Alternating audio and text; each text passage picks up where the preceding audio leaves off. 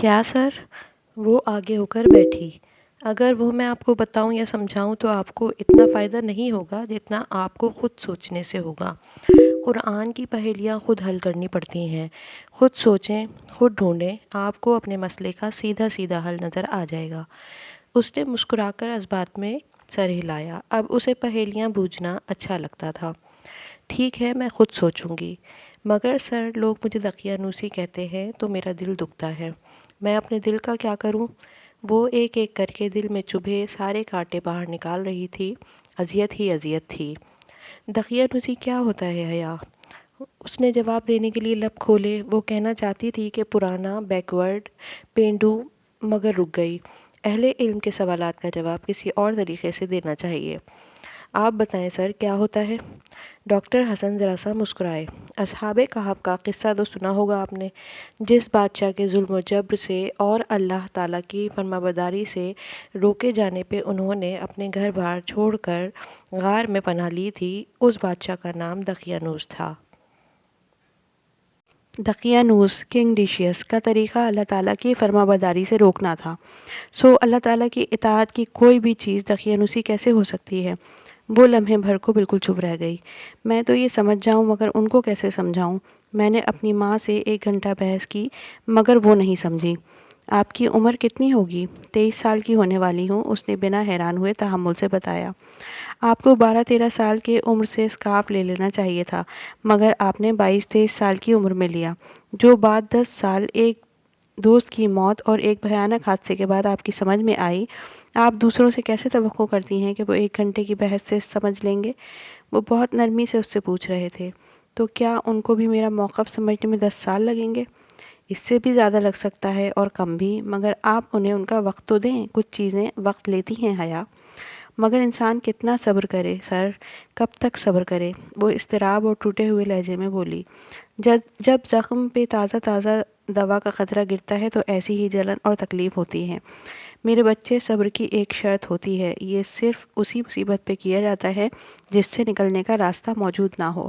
جہاں آپ اپنے دین کے لیے لڑ سکتی ہوں وہاں لڑیں، وہاں خاموش نہ رہیں۔ آپ سے آیت حجاب میں اللہ تعالیٰ نے کیا وعدہ کیا ہے؟ یہی کہ آپ اپنی چادریں اپنے اوپر لٹکائیں تاکہ پہچان لی جائیں۔ یہ جو پہچان لی جائیں ہے نا، عربی میں عرف کہتے ہیں۔ اس کا مطلب تاکہ آپ عزت سے جانی جائیں بھی ہوتا ہے۔ آپ اپنا وعدہ نبھا رہی ہیں تو اللہ تعالیٰ سے کیا توقع کرتی ہیں؟ وہ آپ کو عزت دینے اور اذیت سے بچانے کا وعدہ نہیں نبھائے گا کیا؟ مرہم لگنے کے باوجود زخم درد کر رہے تھے۔ اس کے گلے میں آنسوؤں کا گولا سا بنتا گیا۔ مگر کب سر؟ کیا میں تبدیلی دیکھوں گی؟ اس کی آواز میں نمی تھی۔ مزدور کو اجرت مزدوری شروع کرتے ہی نہیں ملتی حیا، بلکہ جب مطلوبہ کام لے لیا جاتا ہے تب ملتی ہے۔ شام ڈھلے مگر کام ختم ہوتے ہی مل جاتی ہے، اس کے پسینے کے خشک ہونے کا انتظار کیے بغیر۔ ابھی آپ نے کہا تھا کہ اللہ تعالیٰ کی رضا صرف تمنا اور خواہش سے نہیں مل جاتی، اس کے لیے محنت کرنی پڑتی ہے، اللہ تعالیٰ کے راستے میں تھکنا پڑتا ہے، پھر ہی اجرت ملتی ہے۔ فون کی گھنٹی بجی تو وہ رکے اور ریسیور اٹھایا۔ چند ثانیے کو عربی میں بات کرتے رہے، پھر ریسیور رکھ کر اٹھے۔ میں تھوڑی دیر میں آتا ہوں، تب تک آپ بیٹھیں۔ سوری، میں آپ کو زیادہ کچھ آفر نہیں کر سکتا سوائے اس کے۔ انہوں نے سائڈ ٹیبل پہ رکھا شیشے کا جار اس کے سامنے میز پہ رکھا، جو گلابی ریپرز والی کینڈیز سے بھرا تھا۔ اٹس اوکے سر، وہ خفیف سی ہو گئی۔ 2 ہفتے قبل ہم ترکی گئے تھے، یونیورسٹی آف استنبول میں ایک کانفرنس تھی اس سلسلے میں۔ یہ میں کپادوکیا سے لایا تھا۔ آپ کو ترکی پسند ہے سو یہ بھی اچھی لگے گی۔ میں ابھی آتا ہوں، وہ مسکرا کر بتاتے چند کتابیں اٹھائے جن میں سر فہرست ہولی بائبل تھی، باہر نکل گئے۔ اس نے بھیگی آنکھیں رگڑیں اور پھر مسکرا کر جار کھولا۔ اندر ہاتھ ڈال کر 2 کینڈیز نکالیں، گلابی ریپر اتار کر کینڈی منہ میں رکھی، پھر ریپر کو الٹ پلٹ کر دیکھا۔ اس پہ کوئی عجیب و غریب سا غار بنا تھا۔ جو بھی تھا، اس نے دوسری کینڈی اور ریپر پرس میں ڈال دیے۔ ترکی سے متعلقہ ہر چیز سے بہت پیاری تھی۔ کینڈی کو اپنے منہ میں محسوس کرتے اس نے گردن موڑ کر بند دروازے کو دیکھا جہاں سے ابھی ابھی سر باہر گئے تھے۔ کچھ لوگ صرف دین کی وجہ سے آپ کے کتنے قریب آ جاتے ہیں نا۔ صبح آفس جانے سے قبل وہ ڈائننگ ٹیبل پہ جلدی جلدی ناشتہ کر رہی تھی۔ کل سے اس کا دل اتنا پرسکون تھا کہ کوئی حد نہیں۔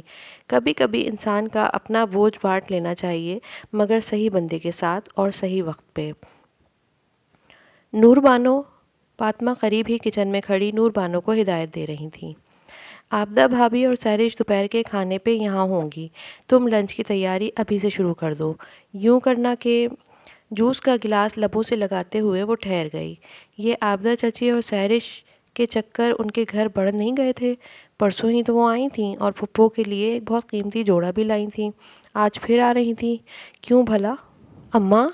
کرسی سے اٹھ کر ٹیشو سے ہاتھ صاف کرتے ہوئے اس نے فاطمہ کو آتے دیکھا تو پکار لیا، چچی کیوں آ رہی ہیں؟ ابا سے ملنے؟ نہیں، تمہاری پھپھو کے ساتھ شاپنگ پہ جانا چاہتی ہیں۔ سہرش کے کالج میں کوئی فنکشن ہے، اسے آئرش طرز کی دلہن بننا ہے، وہ اس کے لیے کوئی خاص ڈریس بنوانا چاہتی ہے۔ سبین کو تجربہ ہے نا کپڑوں وغیرہ کا، اس لیے۔ اچھا، وہ اچنبھے سے عبایا پہننے لگی۔ پہلے تو شاید سہرش کسی سے مشورے نہیں لیتی تھی، اب کیوں؟ اور پھپھو ہی کیوں؟ یا پھر وہ جہان سکندر بنتی جا رہی تھی؟ ہر ایک پہ شک کرنا۔ وہ نقاب کی پٹی سر کے پیچھے باندھ کر باہر نکل آئی۔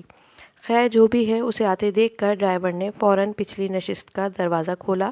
وہ اندر بیٹھنے لگی تھی کہ حیا ارم کی آواز نے اسے چونکایا۔ وہ بیٹھتے بیٹھتے رکی اور حیرت سے پلٹی۔ ارم سامنے ہی کھڑی تھی، سر پہ دوپٹہ لیے، آنکھوں تلے حلقے، چہرے پہ سنجیدگی۔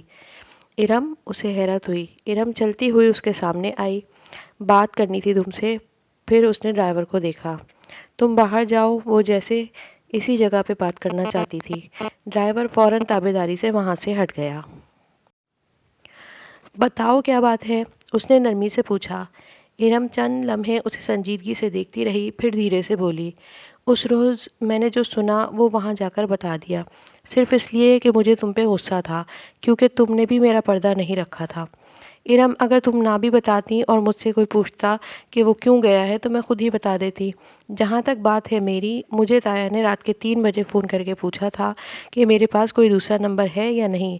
اگر تم نے مجھ پہ بھروسہ کیا ہوتا تو میں بھی تم پہ بھروسہ کرتی کہ تم مجھے پھنساؤ گی نہیں۔ وہ گاڑی کے کھلے دروازے کے ساتھ ہی کھڑی بہت سکون سے کہہ رہی تھی۔ ارم چند لمحے لب کاٹتی رہی، پھر نفی میں سر ہلایا۔ مگر میں نے اس دن زیادتی کر دی تمہارے ساتھ۔ I am sorry for that. مجھے یہ نہیں کرنا چاہیے تھا۔ حیا نے بغور اسے دیکھا۔ وہ نادم تھی یا اس کے پیچھے کوئی اور مقصد تھا؟